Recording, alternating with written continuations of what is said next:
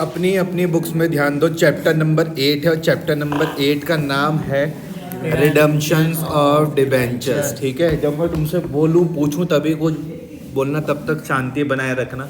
कोशिश करना कि जितनी बात मैं बोलूँ वो तुम्हें समझ में आए।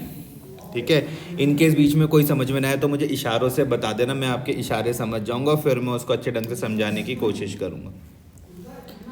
तो चैप्टर नंबर भैया 8 है। चैप्टर नंबर 8 का नाम है रिडम्पशन ऑफ डिबेंचर्स। एक कुछ क्या बोलते हैं भाई, पेन पेंसिल हाथ में रख लो अपने। सबसे पहला काम है कि भैया हमको ये सिलेबस याद हो जाना चाहिए। तुम हमारे भरोसे छोड़ के मत जाया करो, याद करवाना है तो खुद याद करवा लो, हम तो याद करेंगे नहीं। ठीक है भाई, तो मैं ही याद करवा लेता हूँ। अब देखो, सबसे पहला तुम्हारे सिलेबस में क्या लिखा हुआ भैया, creation of debenture redemption reserve, DRR। 2-3 बार बोलोगे तो आपको चीज़ें थोड़ी बहुत याद होने लग जाएंगी कि आप ही का ही सिलेबस के कह रहा है कि भैया सबसे पहली बात कि क्या करना है, हमको क्रिएट करना है। क्या करना है, डिबेंचर रिडम्पशन रिजर्व। ये क्या है क्या नहीं है उसको छोड़ दो, सिर्फ आपका सिलेबस थोड़ा बहुत आपको पता होना चाहिए कि किस बारे में बात हो रही है। डिबेंचर रिडम्पशन रिजर्व को क्रिएट करने के बारे में बात हो रही। ठीक है, creation of debenture redemption reserve. थोड़ा सा ध्यान दे दो, सुन लो, बुक में ध्यान दो, बुक में ध्यान दो। यहाँ पर creation of debenture redemption reserve, ये आप ही का ही सिलेबस है, मेरा नहीं है ये। उसके बाद जो दूसरा में अगर बात करूँ तो आप ही के सिलेबस में लिखा हुआ है भाई क्या, redemption of debenture out of profit. ये आप ही का ही सिलेबस है। समझ में आया? तो पहला वाला बिंदु समझ में आ रहा, बुक में ध्यान देना, किसी तरीके का जोर नहीं पड़ेगा। पहला वाला था भैया creation of debenture redemption reserve, DRR। दूसरा था तुम्हारे पास redemption of debentures out of profit. उसके बाद तीसरा जो आप देख रहे हो वो है भैया redemption of debenture out of capital, redemption of debenture out of capital. उसके बाद वो बोल रहे हैं redemption of debentures in a lump sum, यही तो बोल रहे हैं, redemption of debentures in a lump sum. उसके बाद वो बोल रहे हैं भैया redemption of debentures in annual instalment by draw of lots, यही वो बोल रहे हैं वो। उसके बाद वो बोल रहे हैं redemption of debentures in the open market for immediate cancellation, यही बोल रहे हैं redemption of debentures in the open market for immediate cancellation. फिर उसके बाद एक और बोल रहे हैं as an investment and then later cancelled. तो ये आपके पास सिलेबस है, कम से कम इतना आपको ध्यान में हो। इनका क्या मतलब है क्या नहीं है वो छोड़ दो, लेकिन आपको पता हो कि यार ये सब हमारे पास सिलेबस है। ठीक है जी। तो चैप्टर का नाम बड़ा ही सरल है। सरल क्या है, रिडम्पशन ऑफ डिबेंचर्स। सबसे पहले हम बात करते हैं कि भैया ये डिबेंचर्स होते क्या हैं। तो मैंने आपको क्लास में समझाया था, तुम तो ना ही बोलोगे। मैंने कहा ये है तुम्हारे पास कंपनी, मैंने नहीं समझाया, तुम्हारे स्कूल के सर ने तो तुमको समझाया था। ये है तुम्हारे पास कंपनी। कंपनी क्या इशू करती है, कंपनी इशू करती है भैया शेयर्स एंड डिबेंचर्स। मैं अभी शेयर्स के बारे में कोई बात नहीं कर रहा हूँ, मैं बोल रहा हूँ हमारे यहाँ पे कंपनी क्या इशू कर रही है भैया, कंपनी इशू कर रही है क्या, डिबेंचर्स। कंपनी क्या इशू कर रही है भैया, डिबेंचर्स। अब सबसे पहली बात जो तुम्हारे दिमाग में बात आ रही है कि भैया ये डिबेंचर्स होते क्या है, तो मैंने कहा धीरे धीरे चीज़ों को समझते रहो, सब तुमको समझ में आएगा, बस घर जाके उसको दोबारा से रिवाइज कर लेना। ये है हमारे पास कंपनी, और कंपनी ने भैया क्या इशू करे भैया यहाँ पर क्या, डिबेंचर्स। अभी तुम्हारे छोटे भाई ने पूछा था कि भैया डिबेंचर्स क्या होते हैं, तो डिबेंचर्स लायबिलिटी होता है L+। इसको हमें और किस तरीके से समझ सकते हो, मैंने कहा आप इसको सिंपल भाषा में लोन समझ लो। समझ में आ गया, लोन समझ लो। तो तुमने कहा इसका मतलब लोन है तो क्या ये कंपनी को कल के दिन वापस भी करना पड़ेगा, मैंने कहा बिल्कुल भाई वापस करना पड़ेगा, बिल्कुल। जब कंपनी क्या कर रही है, डिबेंचर्स इशू कर रही है, जब कंपनी डिबेंचर्स इशू करती है तो कंपनी के पास आता है क्या भैया, कंपनी के पास पैसा आता है। क्या आता है, पैसा। और जब कंपनी उसको वापस करेगी तो कंपनी के पास से पैसा भैया चला जाएगा। समझ में आ गया। तो हमें इस चैप्टर में क्या करना है, वापसी वाली बातें करनी है, रिडम्पशन ऑफ डिबेंचर्स। तुमने बिल्कुल सही कहा, रिडम्पशन का मतलब क्या है भैया, सरल भाषा में है रीपेमेंट। समझ में आया या नहीं आ रहा, रीपेमेंट। इसका मतलब है कि कंपनी बोल रही भैया हम अपना जो हमने लोन लिया था, इसको लोन मत कहना, डिबेंचर ही के कहना, एक तरीके का लोन होता है, क्योंकि जब वापस करने का टाइम आएगा तो हम डिबेंचर के पैसे तो देंगे प्लस इसमें इंटरेस्ट भी देंगे। समझ में आ रहा? जब कंपनी पैसा वापस करेगी तो भैया डिबेंचर्स तो करेगी, साथ में इंटरेस्ट भी वापस करेगी, और ये इंटरेस्ट क्या होता है, फिक्स्ड होता है। समझ में आ गया? कोई दिक्कत तो नहीं। थोड़ा बहुत तुमको अब चैप्टर का नाम समझ में आया कि इस चैप्टर में हम क्या बात कर रहे हैं। कंपनी इसमें वापस करने की बात कह रही है कि हे प्यारे डिबेंचर होल्डर, हम तुम्हारे पैसे क्या करेंगे, वापस करेंगे। समझ में आ गया? तो अब इसको देखो, दोबारा से देखो। टॉपिक नंबर 1 है, यहाँ पे तुम्हारे पास क्या दिया हुआ है, रिडम्पशन ऑफ डिबेंचर्स का इंट्रोडक्शन है। यहाँ पे आपके कौन कौन से कॉन्सेप्ट कवर्ड होंगे। क्या इस बुक को इसी तरीके से पढ़ते हैं? मैंने कहा पढ़ना तो इसी तरीके से चाहिए, बाकी बुक तुम्हारी, पैसा तुम्हारा, तुम्हारी मर्जी। कॉन्सेप्ट कौन कौन से कवर होंगे, कॉन्सेप्ट कौन कौन से कवर होने वाले हैं। हमने कहा भैया रिडम्पशन ऑफ डिबेंचर्स। ओहो, अब हमें बात समझ में आ रही है कि भैया ये पैसे वापस करने की बात हो रही है। हमारे दिमाग अब थोड़ा बहुत खुलना शुरू हो रहा है कि रिडम्पशन का मतलब क्या हो रहा है, रीपेमेंट। कंपनी भैया पैसा वापस करना चाह रही है, इसका मतलब तुमने बिल्कुल सही कहा, जब कंपनी पैसा वापस करेगी तो उसकी लायबिलिटी कम होएगी। तुम्हारा दिमाग अब सही काम कर रहा है। पैसा वापस, लायबिलिटी कम, पैसा वापस, लायबिलिटी कम, लायबिलिटी कम, लायबिलिटी कम, और जब बैंक से जाएगा तो बैंक बैलेंस भी कम, बैंक बैलेंस भी कम, बैंक बैलेंस भी कम। इसका मतलब जब डिबेंचर इशू किया गया होगा तब लायबिलिटी बढ़ती होगी, बढ़ती होगी, बढ़ती होगी, और पैसा भी बढ़ता होगा कंपनी के पास। समझ में आ रहा? तो हमें यहाँ पे पहला कॉन्सेप्ट जो हमारे पास कवर होगा वो क्या होगा, रिडम्पशन ऑफ डिबेंचर्स। इससे पहला वाला जो चैप्टर तुमने करा है वो इशू ऑफ डिबेंचर्स है, ठीक है। हम बात कर रहे हैं किसमें, रिडम्पशन ऑफ डिबेंचर्स में पैसे वापसी के बारे में बात हो रही है। फिर एक और चीज़ जो हम यहाँ पे सीखेंगे वो है भैया डिबेंचर रिडम्पशन रिजर्व, और तीसरी चीज़ जो हम यहाँ पे सीखने वाले हैं वो है हमारे पास डिबेंचर रिडम्पशन इन्वेस्टमेंट। अगर आपने ये तीनों चीज़ें सीख ली तो आज का आपका काम हो गया पूरा complete. Redemption of debentures, debenture redemption reserve और डिबेंचर रिडम्पशन इन्वेस्टमेंट। मैं आपसे फिर बता रहा हूँ कि आप वो स्टूडेंट हो जो जानते हैं कि ये चीज़ें उनके पेपर में आएंगी और बहुत ध्यान से चीज़ों को सुनेंगे, समझने की कोशिश करेंगे, घर में जाकर उसको वापस रिवाइज करेंगे। जिन भी क्वेश्चन में मैं चर्चा करूँगा उसको वो तरीके से अपने घर में जाके बैठेंगे और क्वेश्चन करेंगे बिना किसी शॉर्टकट के। ऐसा मैं मान के चल रहा हूँ। रिवीजन के नोट तो देखो, हमको ये 3 यहाँ पे चीज़ें पढ़नी है। एक है रिडम्पशन ऑफ डिबेंचर, तो भैया पहले हमको ये समझा देना। दूसरा है डिबेंचर रिडम्पशन रिजर्व, ये समझा देना। तीसरा है डिबेंचर रिडम्पशन इन्वेस्टमेंट DRI, तो ये समझा देना। तो कुल मिला के सभी कुछ में चर्चा हम कर लेते हैं। समझ में आया? ठीक है। आज की चर्चा हमारे पास टॉपिक नंबर 1 है redemption of debenture.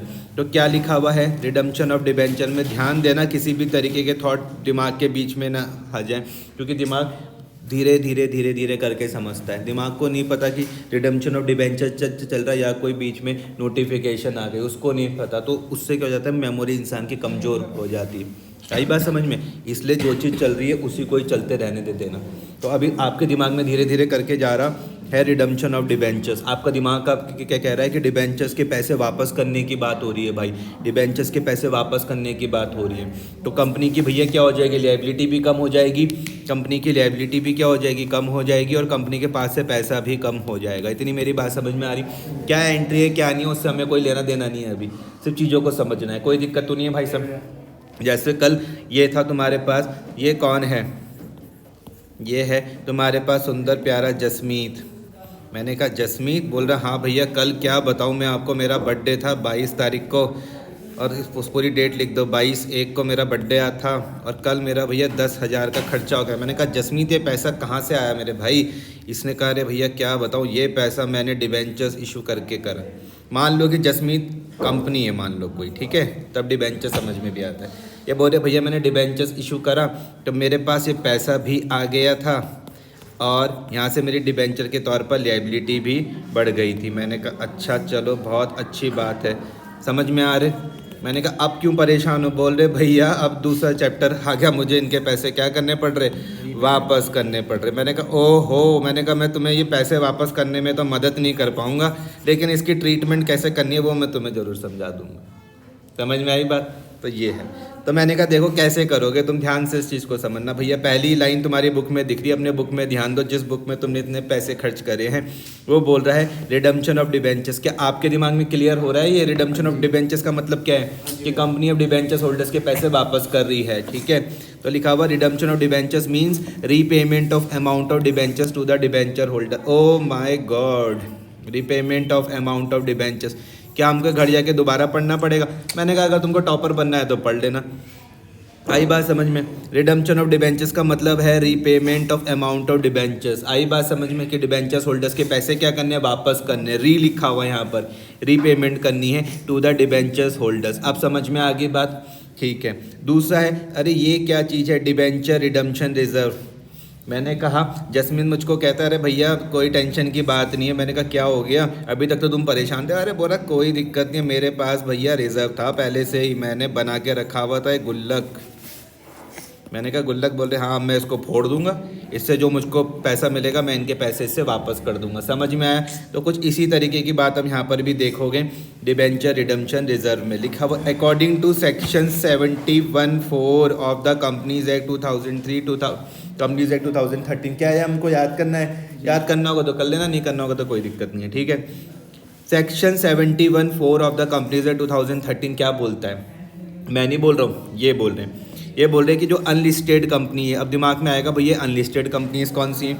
Unlisted companies are required to set aside an amount out of a profit for redemption of debentures to a separate account. बोला गया कि जो भी अनलिस्टेड कंपनीज हैं, जो भी अनलिस्टेड कंपनीज हैं उनको क्या करना पड़ेगा? साइड में रखना पड़ेगा, set aside an amount out of profit. मतलब कंपनी जो भी मुनाफा कमा रही है, कंपनी ने क्या करा कि जो भी मुनाफा कमाया उसमें से कुछ प्रॉफिट साइड में रखा, उसमें से कुछ प्रॉफिट साइड में रखा। कौन सी कंपनी भैया? Unlisted company. कौन सी कंपनी? Unlisted company. कौन कह रहा है? क्या मैं कह रहा हूँ? शब्द मेरे हैं, शब्द मेरे नहीं है, बोल मैं रहा हूँ लेकिन शब्द मेरे नहीं है। शब्द भैया कंपनीज एक्ट 2013 के सेक्शन 71(4) जो कंपनीज एक्ट का है वो बोलता है कि अनलिस्टेड कंपनीज तुम जितना भी प्रॉफिट कमाओगे उसमें से कुछ प्रॉफिट को साइड में रख देना। काई के लिए रख देना भैया? हम इस प्रॉफिट का इस्तेमाल करेंगे कल के दिन रिडम्पशन ऑफ डिबेंचर्स के लिए। ओ माय गॉड, तो इसी का ही नाम क्या है? Debenture redemption reserve. मैंने कहा तुमने बिल्कुल सही पकड़ा है। आई बात समझ में? कंपनीज एक्ट 2013 का जो सेक्शन 71(4) है वो बोल रहा है कि हे प्यारी अनलिस्टेड कंपनीज, तुम क्या करना?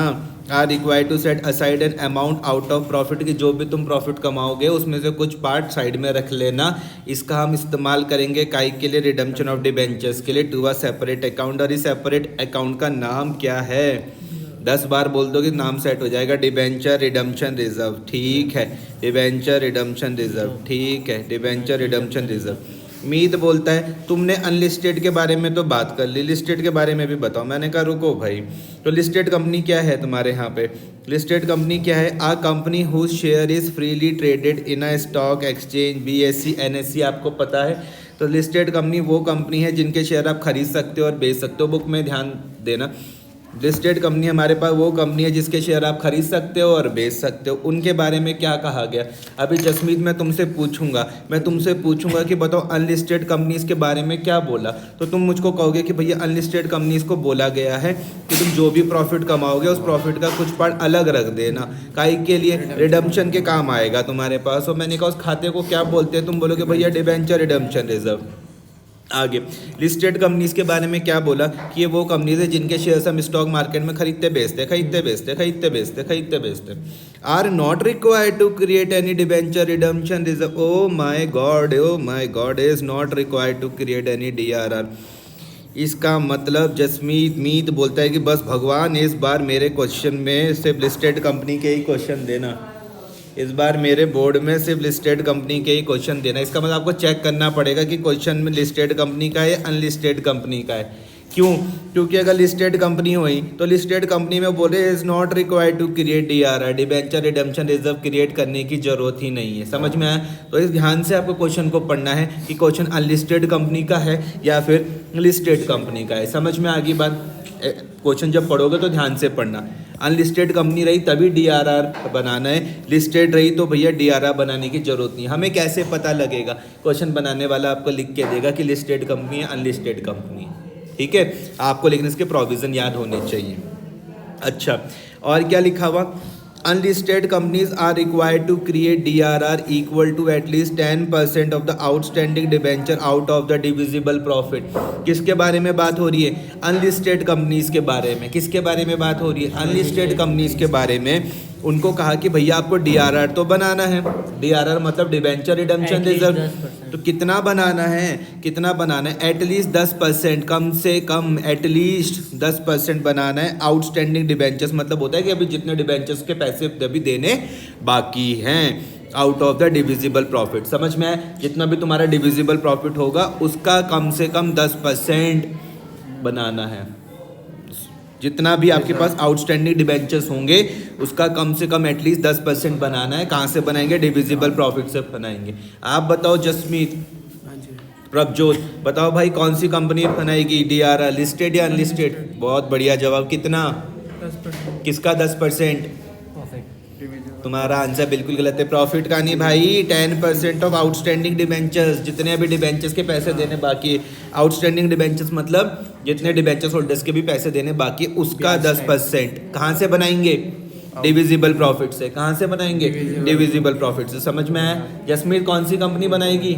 है अनलिस्टेड कंपनी। बोलो बोलो। प्रॉफिट, मैंने सिर्फ प्रॉफिट बोल दिया। हाँ, तभी तो मैं तुमको कहता हूँ जल्दबाजी मत रहा करो। हाँ, कौन सी कंपनी बनाएगी डीआरआर? पक्का? बहुत बढ़िया जवाब।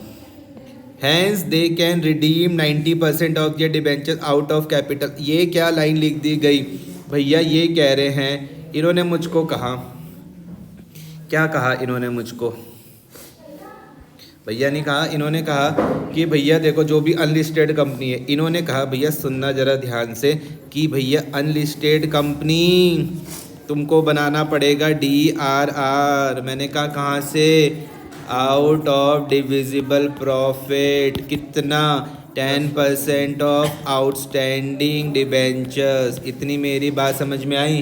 तो 10% तो भैया तुम्हारा दिमाग काम कर रहा है, चलो ठीक है 10% तो हम प्रॉफिट से दे देंगे। आउटस्टैंडिंग डिबेंचर वही जितनों के भी पैसे देने बाकी है। आई बात समझ में? आई बात समझ में? जैसे भाई जसमीत है, जसमीत ने कल तुमको पार्टी दी, तुम्हारा नाम क्या है? गुरप्रीत। गुरप्रीत को पार्टी मिल गई, तुम्हें मिली? प्रभजोत को पार्टी मिली, तुमको मिली? अरे प्रीत तुमको मिली कल पार्टी? तो अभी पार्टी के लिए आउटस्टैंडिंग कौन है? प्रीत और प्रियांक। अभी ट्यूशन के बाद तुम्हें इन दोनों व्यक्तियों को पार्टी देनी पड़ेगी, तो ये अभी आउटस्टैंडिंग पार्टी वाले। हाँ, समझ गए? तो सेम इसी तरीके से आउटस्टैंडिंग डिबेंचर्स होल्डर्स कौन हैं? जिनके भी पैसे देने बाकी हैं। समझे बात भाई? तो वो कह रहे हैं कि भैया ध्यान से मेरी बात समझना। देखो 10% का तो डीआरआर कहाँ से बनेगा? प्रॉफिट से। अब जो बचा हुआ 90% है, इसका मतलब वो कहाँ से देंगे? आउट ऑफ कैपिटल से भाई। अपनी कैपिटल। सही बात समझ में? आउट ऑफ कैपिटल मतलब क्या होता है? Share capital. कोई दिक्कत तो नहीं है? यही तो लाइन यहाँ पर लिखी हुई, देखो पढ़ के देखो। अब पूरी लाइन को पढ़ के देख लो। यहाँ पर क्या लिखा हुआ है? यहाँ पर लिखा हुआ unlisted companies are required to create DRR, debenture redemption reserve बनाना है at least 10% of outstanding debentures. Outstanding debenture मतलब वो डिबेंचर्स अभी जिनके पैसे देने हैं, उसी के लिए ही तो बना रहे हैं। आउट ऑफ प्रॉफिट, तो 10% तो कहाँ से आ गया? प्रॉफिट से आ गया। अभी भी तो 90 बचा रहेगा, तो 90 कहाँ से देंगे? अपनी कैपिटल से देंगे, आउट ऑफ कैपिटल। समझ में आया? आगे कुछ भैया एग्जेम्पशन भी। एग्जेम्पशन मतलब क्या है? छूट है। जैसे कि छूट है किस किस के लिए डीआरआर नहीं बनाना है? Exemption from transferring amount to DRR. जैसे तुम्हें छूट है कि तुम मैथ्स वाले सर को पार्टी दो चाहे ना दो, मत ही दो, ठीक है? तो इसी तरीके से यहाँ पर एग्जेम्पशन है। ध्यान से इस चीज़ को समझना कि भैया exemption from transferring amount to DRR. Exemption मतलब क्या?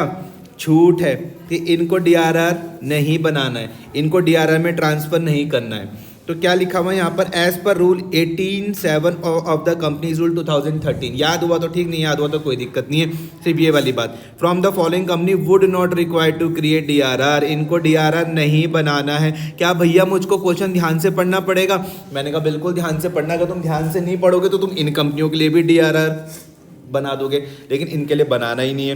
कौन कौन सी कंपनीज है, क्या तुम हमें यहीं याद करवा दोगे? मैंने कहा यहीं याद कराना पड़ेगा, मैं तुम्हारे भरोसे छोड़ के गया तो तुम याद थोड़ी ना करोगे। पहला है all India financial institution regulated by reserve bank of India. 2-3 बार बोल दोगे तुमको याद हो जाएगा। All India financial institution regulated by reserve bank of India. दूसरा, other financial institution regulated by reserve bank of India, companies national companies और national housing bank. समझ में आ गया? देखो कहीं ना कहीं तुम्हारा दिमाग काम कर रहा है। यहाँ पे all India financial institution, other financial institution और नेशनल हाउसिंग बैंक। अगर क्वेश्चन में इस तरीके का कुछ दिख गया तो इनके लिए DRR मत बनाना भाई। ठीक है, समझ में आ गया? कहीं तुम बोलोगे मुझको तो DRR बनाना आ गया, मैं तो बनाऊंगा ज़बरदस्ती, नहीं बनाना। ठीक है, क्या लिखा हुआ, DRR is not required to create on fully convertible debenture. अगर क्वेश्चन में होए फुली कन्वर्टेबल डिबेंचर होए, अगर क्वेश्चन फुली कन्वर्टेबल डिबेंचर्स के होए तो उसके लिए भी DRR बनाने की कोई ज़रूरत नहीं है। अब तुम बोलोगे भैया फुली कन्वर्टेबल डिबेंचर्स क्या हैं? वो बनता है जो शेयर होल्डर, वो डिबेंचर्स जो काय पे कन्वर्ट हो जाएंगे कल के दिन शेयर्स में। तो अगर ऐसे हैं कन्वर्टेबल डिबेंचर्स तो उनके लिए भी DRR बनाने की ज़रूरत नहीं है। मेरे हिसाब से आपको थोड़ा बहुत समझ में आया होगा। घर में जाके दोबारा से देखोगे तो सब चीज़ें दिमाग में बैठ जाएंगी। और तुमने ही मुझे कहा कि इससे 10 नंबर का क्वेश्चन आता है, हाँ जी भैया, इससे 10 नंबर का क्वेश्चन आता है। अगली चीज़ है भैया डिबेंचर रिडम्पशन इन्वेस्टमेंट। अगली चीज़ है डिबेंचर रिडम्पशन इन्वेस्टमेंट। अरे भैया मैंने कहा कंफ्यूज बिल्कुल मत होना, ये है DRI, डिबेंचर रिडम्पशन इन्वेस्टमेंट। समझ में आए? Debenture redemption investment. क्या लिखा हुआ है, as per companies rule 18(7) every unlisted companies is required. भैया यहाँ पर भी अनलिस्टेड कंपनी के बारे में बात है, मतलब लिस्टेड के बारे में कोई बात नहीं। मैंने कहा अभी तक तो कोई बात नहीं आई भाई, मैं भी तुम्हारे साथ ही हूँ। सारी बात सिर्फ अनलिस्टेड के बारे में ही हो रही है।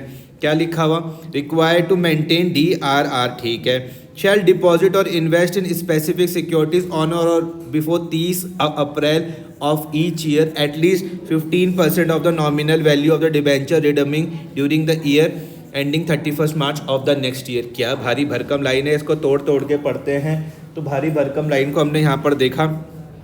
लिखा हुआ एज पर कंपनीज के जो रूल्स 18(7) पर लिखा हुआ, यहाँ पे ध्यान दो। अब तुम्हारे दिमाग में कुछ और बीच में बातें ना आ जाए, मैं फिर से बता रहा हूँ। मैं डिबेंचर रिडम्पशन इन्वेस्टमेंट के बारे में बात कर रहा हूँ। कंपनीज रूल 18(7) में क्या बात कही गई कि एवरी अनलिस्टेड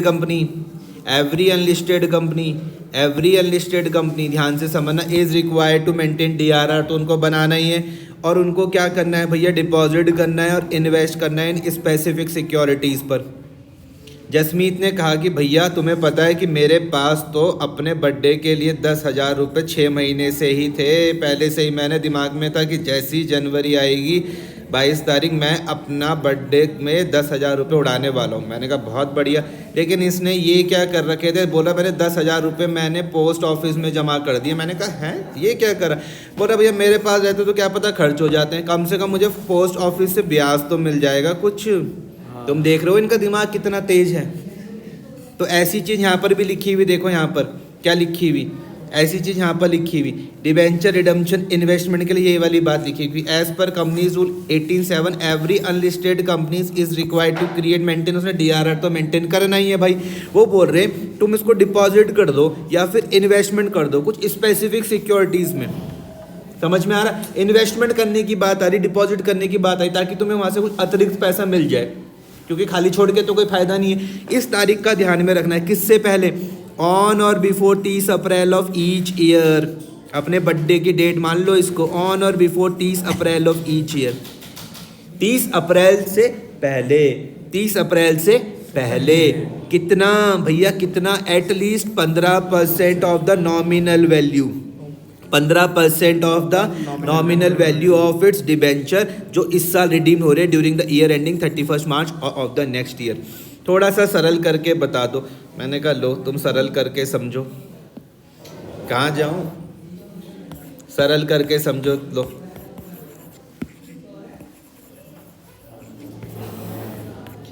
ये है आपके पास क्या है आपके पास? ये भाई और बहनों आपके पास ये साल, ठीक है। इसकी 1 तारीख आ गई कौन सी? 30 अप्रैल की एवरी ईयर। और जो साल ख़त्म हो रहा वो कब हो रहा? 31 मार्च को। लाइन पढ़ के देखो वो क्या बोल रहे हैं। डिबेंचर रिडम्पशन इन्वेस्टमेंट की बात आ रही है। तो मीत को तो पता ही है, मीत को पता है कि भैया DRI @ कितना 15% तो हम इन्वेस्ट करते ही हैं, ठीक है। डेट का ध्यान रख लेना। अनलिस्टेड कंपनीज तुम्हें पता चल गया। शैल डिपॉजिट और इन्वेस्ट स्पेसिफिक सिक्योरिटी किससे पहले? इस डेट से पहले। इस डेट तक या इस डेट से पहले भैया निवेश करना है। कितना? 15%। ये भैया 15% किसका मैं कैलकुलेट करूँगा? तो हम नॉमिनल वैल्यू का कैलकुलेट करेंगे। समझ में आए? क्वेश्चन की प्रैक्टिस कराऊंगा आपको, ये सब चीज़ें समझ में आ जाएंगी। ऑफिट्स डिबेंचर रिडमिंग जो भी इस साल जो रिडीम्ड होने हैं, जो भी इस साल जो डिबेंचर रिडीम्ड होने कब तक? 31 मार्च तक। समझ में आ गया? कोई दिक्कत तो नहीं है भाई? आई बात समझ में? 11 महीने पहले। बस आई बात समझ में? तो डिविजिबल प्रॉफिट क्या होता है? Portion of profit that can be legally distributed. Profit का वो पोर्शन जो भैया लीगली डिस्ट्रीब्यूटेड होगा, किसके तौर पर? डिविडेंड के तौर पर। ओ माय गॉड, हमें याद आ रहा है कि शेयर होल्डर्स को तो डिविडेंड मिलता था। मैंने कहा बिल्कुल सही, तुम्हारा ध्यान जा रहा है। डिविजिबल प्रॉफिट भैया वो प्रॉफिट है, डिविजिबल प्रॉफिट भैया प्रॉफिट का वो पोर्शन है जो शेयर होल्डर्स के बीच में डिविडेंड के तौर पर बटेगा, लीगली डिस्ट्रीब्यूट होगा। समझ में आया? डिविजिबल प्रॉफिट प्रॉफिट का वो पोर्शन है जो लीगली डिस्ट्रीब्यूट होगा, किसके बीच में? शेयर होल्डर्स के बीच में एज अ डिविडेंड। दूसरा, फाइनेंशियल इंस्टीट्यूशन, अभी बात आई थी ना, ये आ रहा है ध्यान? फाइनेंशियल इंस्टीट्यूशन, इसमें आ जाए corporation that focuses on dealing with the financial institutions. जो फाइनेंशियल इंस्टीट्यूशन या फाइनेंशियल असेट्स में जो काम कर रहे हैं वो सारे के सारे यहाँ फाइनेंशियल इंस्टीट्यूशंस में आ जाएगा। National housing bank, housing, it is an apex regulatory body for overall regulation and licensing of the housing finance company. इतनी बात समझ में आ रही? कोई दिक्कत तो नहीं है? ठीक है, तो ये हमने आपके साथ बेसिक इंट्रो कर लिया है। इसको तुम्हें देखो घर में जाके ना भैया खुद से पढ़ना है, ठीक है। Redemption of debentures, redemption debenture reserve मैंने समझा दिया, इन्वेस्टमेंट मैंने समझा दिया, बस इतना ही पढ़ना है। ये सोर्सेस नहीं समझाए, ये सोर्सेस भी समझाई दिए। आउट ऑफ प्रॉफिट में भी चर्चा कर ली, आउट ऑफ कैपिटल में भी चर्चा कर ली। पेमेंट इन लमसम का मतलब होता है कि एक साथ सारे पैसे दे देना। पेमेंट इन इंस्टॉलमेंट का मतलब होता है कि किस्तों में देना। अगर यहाँ तक कोई बात समझ में नहीं आया तो पूछ लो मुझसे। आ गई। आ गई?